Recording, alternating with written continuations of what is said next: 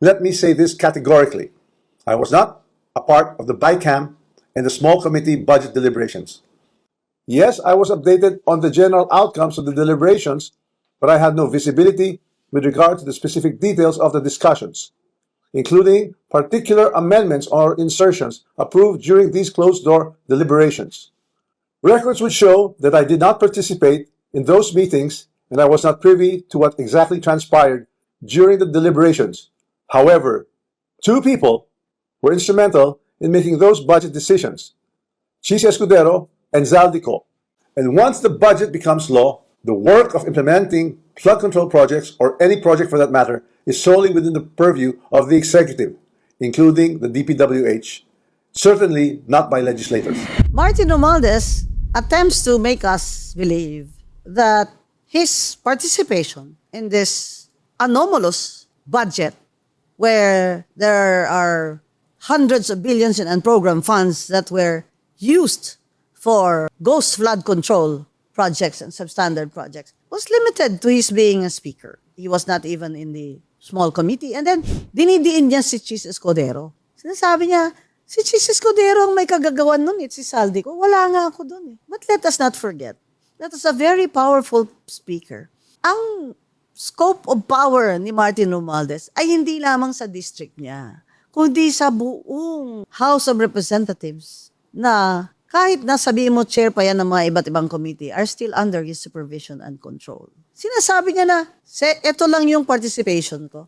But Martin, as a good lawyer, and probably practiced criminal law, should know that the charge of the ombudsman here is conspiracy. And in conspiracy, the act of one is the act of all. And Zaldico is saying that he was instructed by Martin to do this and do it this way.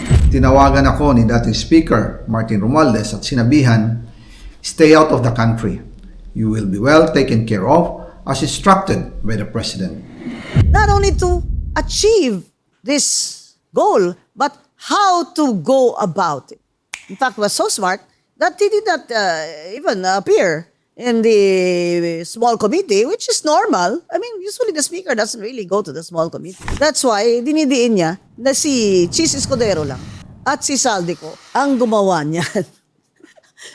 But don't forget, mga kababayan ko, he misleads us because this is not the Martin Romualdez that people see in public, in the House, in the way the congressmen kowtow to him. They practically look at him as a god, hopefully with a small letter G. So he portrays himself as a minor player in the preparation of the budget. In fact, Martin says, I was not present in the small committee.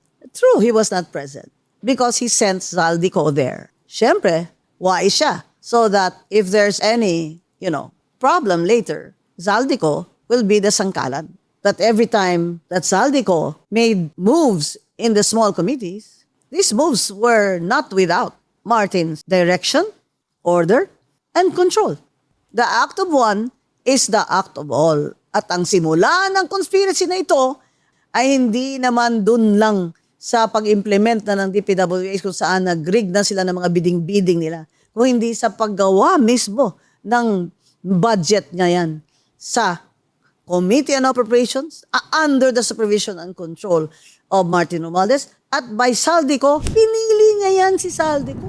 Pinili niya yan for his own reasons dahil loyal niya lieutenant at marunong mambraso sa mga congressman at sa DPWH dahil dating ang kontraktor si Zaldico. Marunong na siya dyan sa mga kickbackan na yan bago pa siya naging congressman.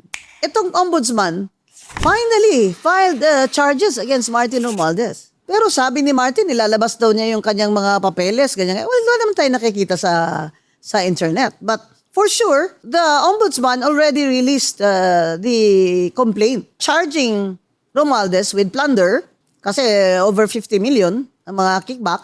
Kasi nag-receive siya eh. Hindi pwedeng, wala naman ako doon sa bidding. Hindi ko naman alam kung sino yung mga contractor na yun nga nananalo eh.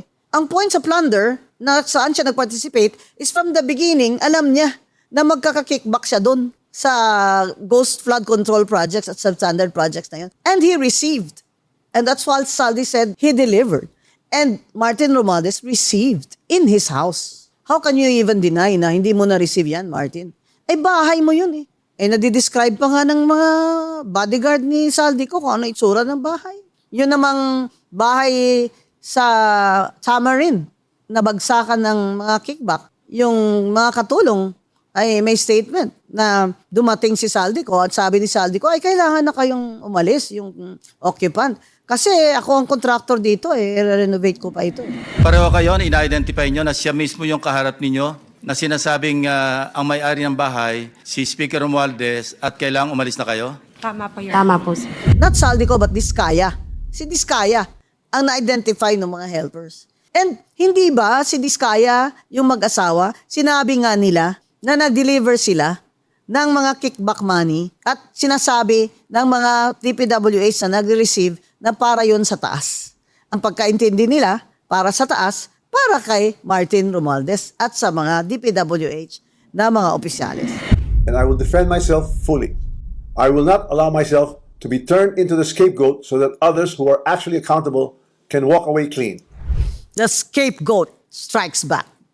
This is when he now threatens to spill the beans on this administration, and I think this is what irked Ombudsman Boying Rimulya some more. I mean, all the more, he is going to throw the books at him. Ay, nino sa liwanag, magnanakaw, makulong ka na.